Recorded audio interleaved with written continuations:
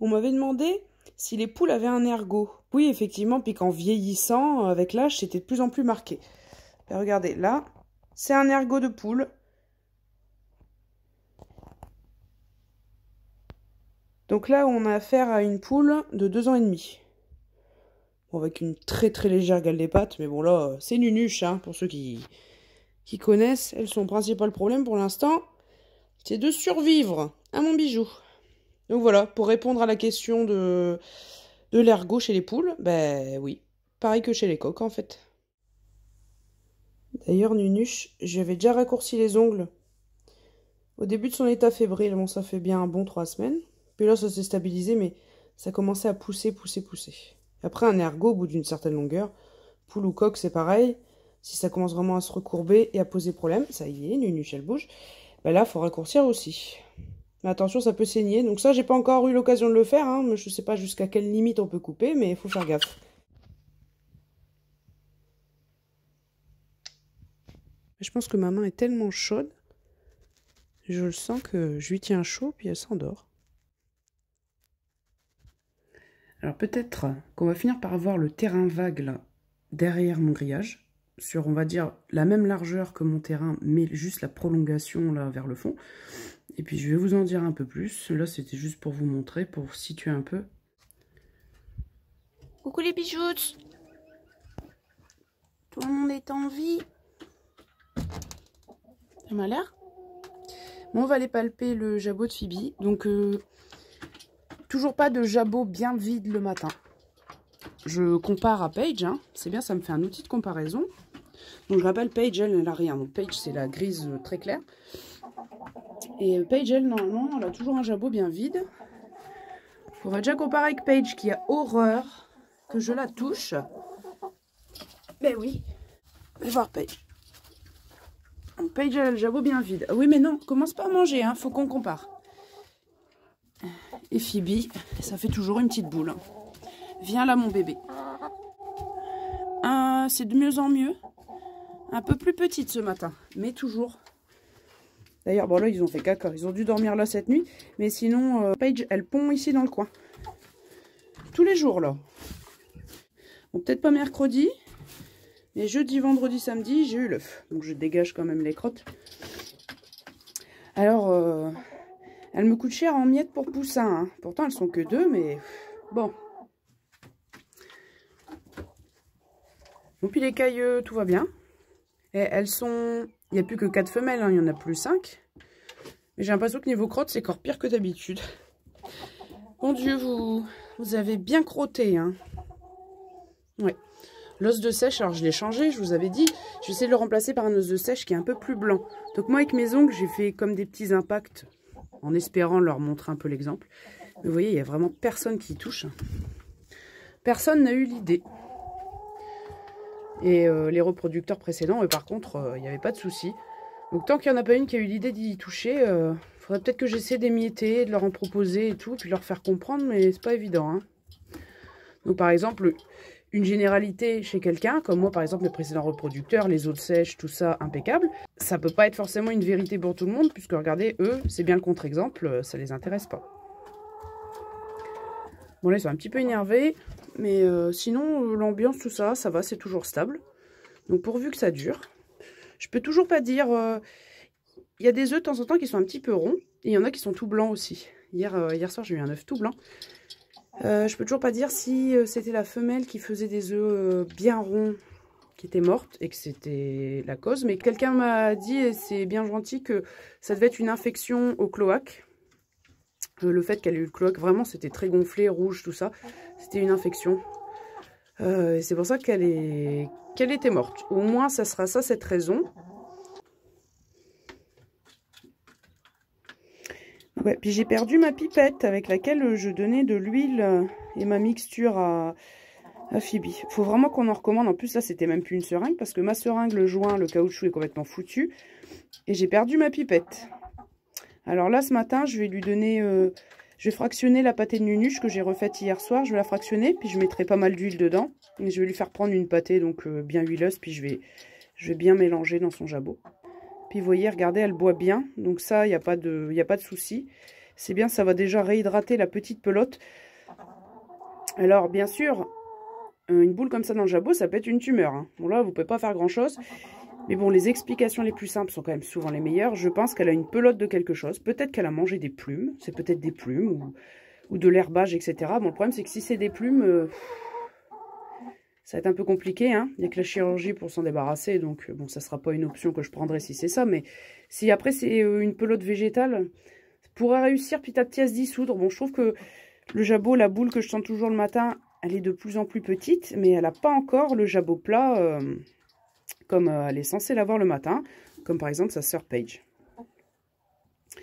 Donc voilà, on maintient toujours le système en place avec Phoebe, et on persiste toujours, parce que j'ai peur que dès qu'elle retourne avec les copines, qu'elle remange du grain et une nourriture normale, j'ai peur que ça se rebouche tout de suite. Hein, je vous dis, les miettes, alors déjà les granulés c'est possible, parce qu'avec l'eau et tout, finalement ça se transforme en pâté hein, dans le jabot, ça fait pas, c'est des aliments qui peuvent s'évacuer assez facilement. Des miettes pour poussins, c'est encore mieux. Et en plus de ça, ça leur, pour une poule qui a des problèmes de fébrilité comme ça redonne un peu d'énergie.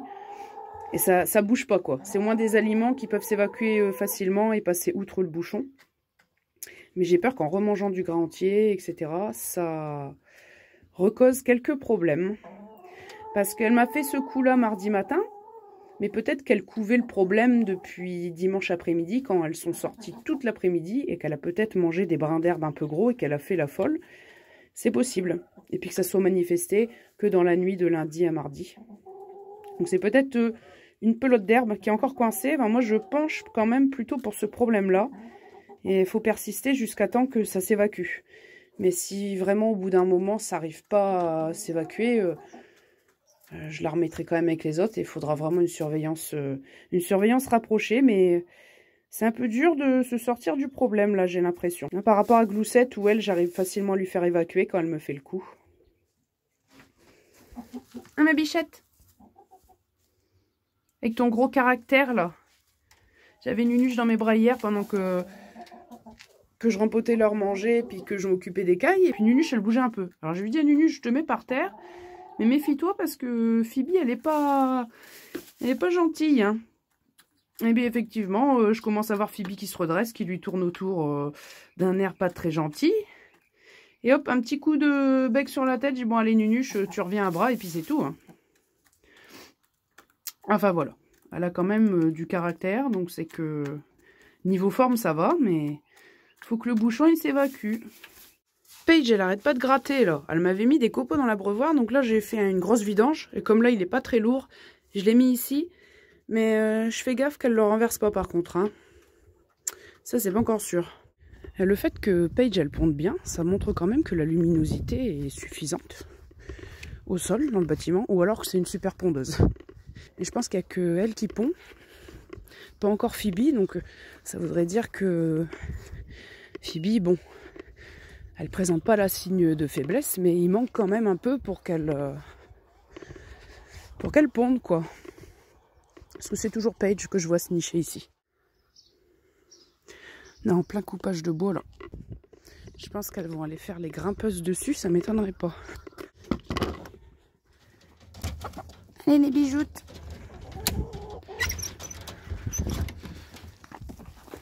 Hop là.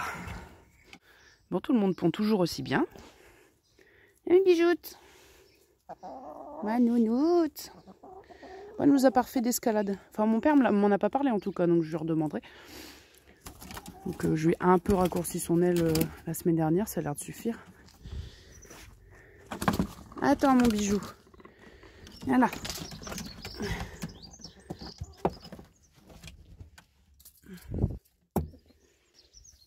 Allez.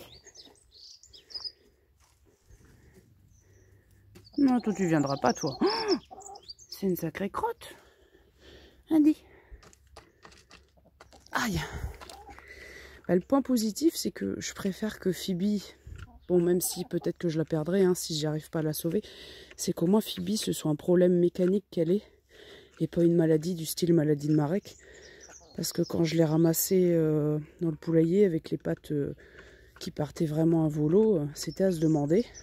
Bon, du jour au lendemain comme ça aurait été quand même un peu étonnant, mais puis c'est pareil, tout le monde fait des crottes bien dures. Parce que la diarrhée, c'est un des symptômes associés, etc. Donc je préfère un problème mécanique qu'une maladie qui viendrait décimer tout le monde. Hein. On va au moins être positif sur quelque chose. Puis aussi pour les poulettes que la grand-mère elle va récupérer. Hein. J'ai pas envie qu'il y ait une maladie ou un problème. En tout cas, c'est des belles crottes bien moulées. Hein? Et ouais, c'est pas glorieux à regarder, mais en tout cas, c'est ce qu'il faut. Des jolies crottes. Ma nounoute. Oh oui. Oh oui. T'es une fière, hein.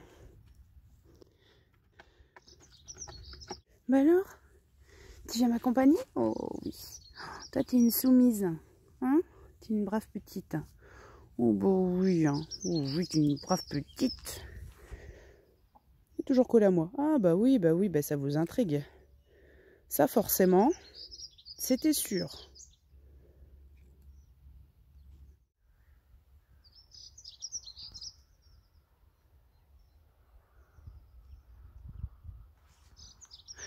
Je vous en parle un peu plus loin, parce qu'en ce moment, ils sont souvent dans le terrain en train de rôder, les proprios. Pour Pimous. Allez mes bijoutes.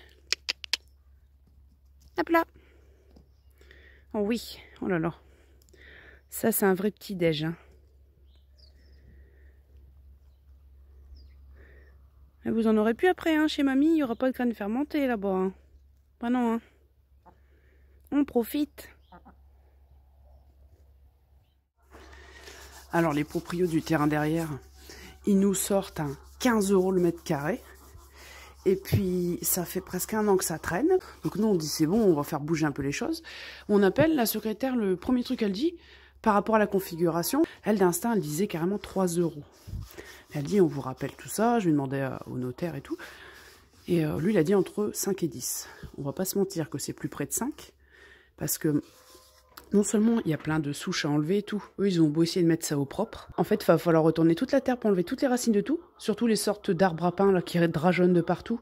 Il va falloir enlever chaque fragment de racine de cette merde qui repoussera toujours. Mais aussi attention, il y a des ronces, il y a tout ce que vous voulez. C'est que ça, c'est une terre qui n'a jamais été entretenue. Enfin ça a toujours été en mode sauvage. Vous imaginez, depuis toujours, tous les ans, les plantes qui montent en graines et qui se ressèment de partout. C'est un réservoir à mauvaises graines dont moi j'en verrai jamais le bout, je pense. Hein, pour venir à bout de toutes les merdes qui viendront à pousser le peu que je retournerai un petit peu la terre, etc. Ça c'est un réservoir inouï de cochonneries. Hein. La terre de jardin. Et tu parles d'un jardin, je pense que c'est des gens qui n'ont jamais fait de jardin de leur vie et qui ne se rendent pas compte. Et puis, donc il a sorti le truc du 15 € le mètre carré. Puis ça, c'était la semaine dernière. Ma mère, elle était là. À ce moment-là, vous voyez que mon père, il discutait au grillage avec. Puis elle a expliqué, le notaire, ce qu'il avait dit. Au début, il a dit 3 €. Puis après, entre 5 et 10, tout ça. Alors 10, ça les vaut clairement pas. Il fait, ah oui, je sais, ça vaut rien. Alors que la semaine d'avant, il nous sort un 15 € le mètre carré. Je me suis dit, mais il tentait le coup pour voir s'il pouvait nous arnaquer ou quoi? C'est quoi l'histoire de sortir du 15 € le mètre carré, puis la semaine d'après dire, ah oui, on le sait, ça vaut rien. Alors bien sûr, il fait, ah ouais, mais 5 € quand même. C'était soit ça, soit il vendait à l'agriculteur à côté. Alors, moi j'étais pas là. Je dis à ma mère, c'est pas l'agriculteur qui ira lui racheter une fortune, son truc. Toi t'inquiète, c'est ce que ton père il a dit directement. Il dit, l'agriculteur à côté, il va pas vous le racheter pour grand chose. Hein. Bon, une merde pareille, ça tombe, il en voudrait même pas. Parce que je vous dis pas, lui, pour un petit lopin de terre comme ça, le travail qu'il aurait à faire. Et toutes les graines, les merdouilles et tout qu'il y a dans la terre, même s'il arrive à enlever toutes les racines de tout. Pff. Surtout que l'agriculteur, lui, il faucherait tous les arbres. Et puis, eux, apparemment, quand ils avaient enlevé tous les arbres du fond, tous les voisins sont venus se plaindre, bon moi je serais la première concernée du coup ici, que ça coupe le vent en fait. Et tout le monde venait se plaindre qu'il y avait trop de vent, etc. Donc vous voyez, même un terrain comme ça, je pourrais pas en faire ce que je veux. Rien que tous les arbres du fond, faut les laisser. Alors près des racines, vous pouvez pas faire grand chose à ces endroits-là, bon bref. Enfin bon, donc je sais pas, de toute façon on tombe toujours sur des gens bizarres. Et a priori ça pourrait se faire, donc là ça serait du coup à 7 € le mètre carré qu'on l'aurait. C'est déjà bien trop pour ce que c'est, mais bon, par rapport à 15 € qu'ils nous annonçaient.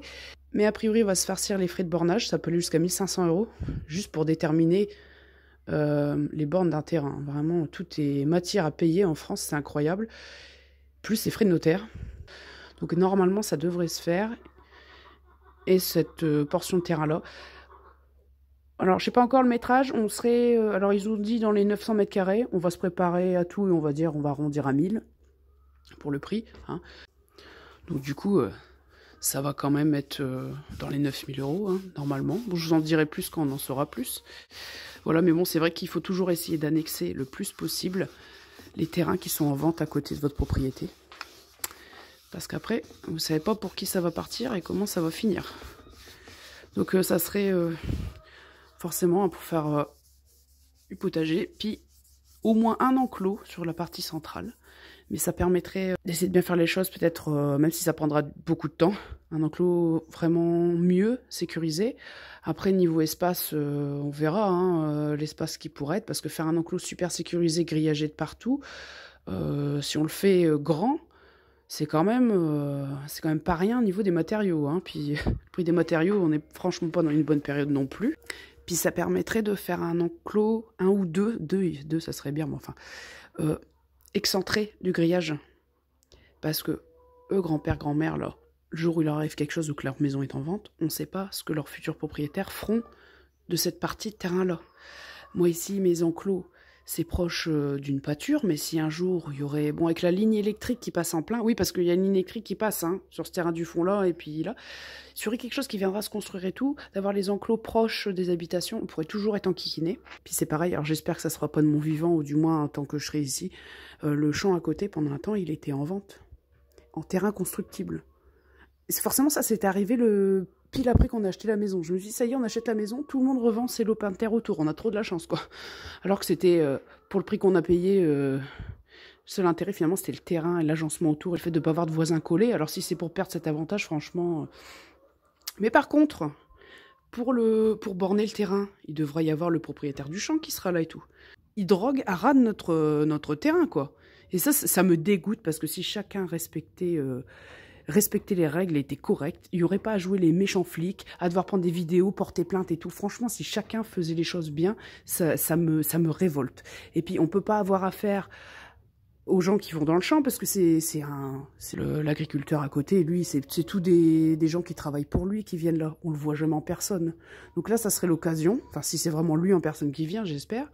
Et puis, on verra bien. Hein. J'ai tellement peu espoir en l'humanité que je suis même pas sûre qu'en demandant gentiment de se montrer un peu plus correct et tout simplement de respecter la loi, en fait, de pas droguer avant je ne sais combien de mètres d'une propriété. Bien sûr, je me renseignerai bien sur les chiffres avant le rendez-vous. Je suis même pas sûre que ça suffise, ce qu'il soit bien raisonnable par la suite et qu'on n'ait pas d'histoire. Mais je crois qu'à terme, franchement, ça va finir par me gonfler si ça persiste, et puis ça va partir en cacahuète, quoi. Mais j'aimerais bien ne pas avoir à jouer le méchant flic, puis que chacun respecte déjà au mieux la loi de son plein gré. Ce serait déjà bien. Puis pour le terrain, je veux pas me réjouir trop vite. Il faut que grand-mère, elle soit d'accord, parce que là, c'était avec grand-père. Lui, il est à peu près sympa, que mes parents ont vu ça hier. J'espère qu'elle va quand même donner son aval, parce qu'avec tous les frais, comme je dis, de bornage et de notaire en plus, c'est bien, quoi. La vache. Oh, la lourdeur. Ouh. Ouais, pour vous donner une idée, parce que vous, c'est dur de vous rendre compte, la largeur de mon terrain, donc ça va de là jusqu'à là, l'autre bout, c'est 36 mètres. Ça vous donne une idée à peu près. Allez les bijoux. Oui. Allez. On y va. Allez Pimous. Alors Chéri nous a fait une crise existentielle encore cette semaine. Moi je crois que c'était mercredi matin. Il s'est mis à pourchasser Piper, donc je l'ai stoppé net. Puis il avait pas l'air content, monsieur. Il commence à aller vers moi en mode je roule des mécaniques et tout. Je dis oh. Alors du coup je l'engueule et puis je le fais pousser un peu plus loin. Bah dis donc, c'était limite à contre-cœur. Hein. Et puis je me retourne, je ravance vers le poulailler, je me retourne et visiblement il avait l'air de me poursuivre un peu. Oh, je dis non, hein. Et puis justement, j'ai croisé mon père juste avant de partir au boulot. Et il me dit, bah écoute, Alors c'était mardi soir, je crois. Il me dit hier soir, chéri, quand je l'ai pris, bon, forcément il dormait sur le toit du poulailler avec quelques poulettes. Quand je l'ai pris dans mes bras, d'habitude il bouge pas et tout, mais là il avait pas l'air content, il avait l'air mauvais et tout. J'ai dit ouais, il nous refait une crise hormonale. Donc ouais, des fois il est en plein délire.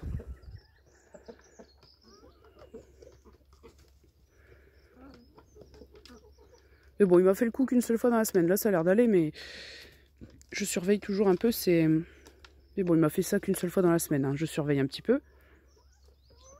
Mais bon, comme quoi, même le caractère a priori sympathique d'un coq, hein, c'est jamais définitif. Il faut toujours se méfier quand même.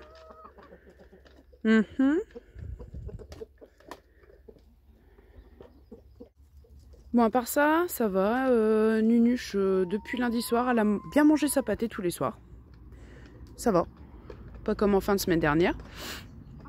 Gloussette, ça va aussi. Puis pour l'instant, personne d'autre a l'air de me faire un jabot bouché, donc je surveille. Et puis Susu qui m'avait fait comme une feinte de couvaison dans le seau dans la brouette. J'avais retiré l'œuf factice pendant un petit moment. Ça a l'air d'aller. C'était peut-être une fausse alerte, mais bon, je me méfie avec elle. Hein.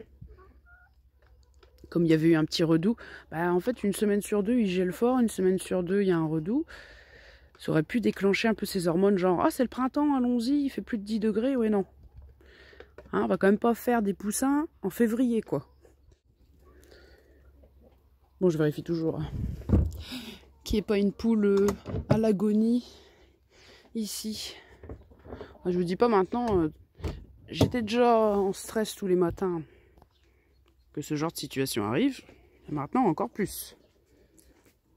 Là, sur les bijoutes, je ne veux pas vous déranger. Hop. Donc ouais, on va maintenir la vigilance pour Phoebe. Puis Nunuche, je ne sais pas quand est-ce que ça va s'arrêter. Mais bon, tant qu'elle ne reprend pas une attitude nettement plus vive et qu'il n'y ait pas les plumes, là, cette perte de plumes au niveau de la tête, qu'il n'y ait pas les plumes qui repoussent un peu plus, il va falloir être vigilant. Parce que là, elle est là, elle n'est pas là. Elle n'a pas été se coucher directement dans le poulailler et tout ça. Mais bon, on sent qu'on n'est pas, on n'est toujours pas un tonus et une vivacité hors du commun, quoi. Mais bon, il y a aussi qu'elle est dominée. Alors là, certainement pas. Avec Piper, c'est peine perdue. Hein. Piper, elle est quand même assez haute dans la hiérarchie. Donc, du coup, Nunuche, pour manger, c'est pas toujours évident. Elle attend d'être tranquille. Mais bon, vous voyez, par rapport au dimanche de la semaine dernière, là, au moins, elle va manger quand même. Mais elle a l'air de faire la difficile. Je sais pas là ce qu'elle privilégie. Ah, je vois qu'elle mange du maïs. Ouais, elle fait son petit tri, là. Elle fait le tour de tous les orifices, puis elle va manger ce qu'elle préfère. Mais bon, au moins, elle mange. Hein. C'est déjà ça. Bah alors, ça se dispute. Ah, mais tu sais, Bella, Luna, elle va toujours prendre en premier le matin. Souvent. Bon, non, hein. Chippy. Allez, on sort. Allez, hop, hop, hop. J'avais tout nettoyé la semaine dernière.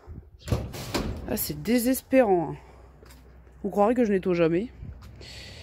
Mais bon, ça reste pas propre longtemps. Oh, Connie.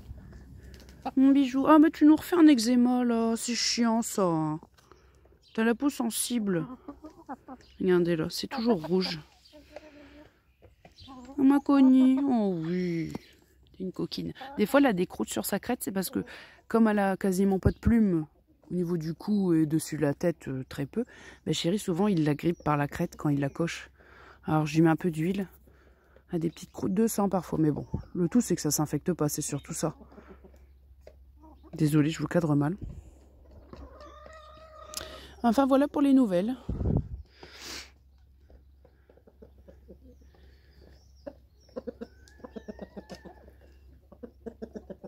Déjà, il s'en prend pas à Piper, mais Piper se méfie un peu du coup. Hein.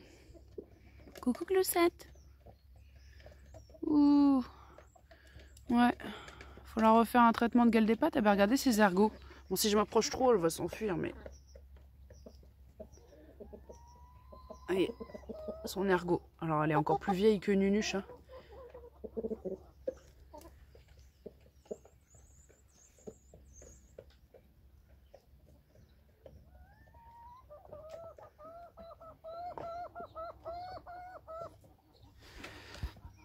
Voilà. Bon allez, bon dimanche, à plus.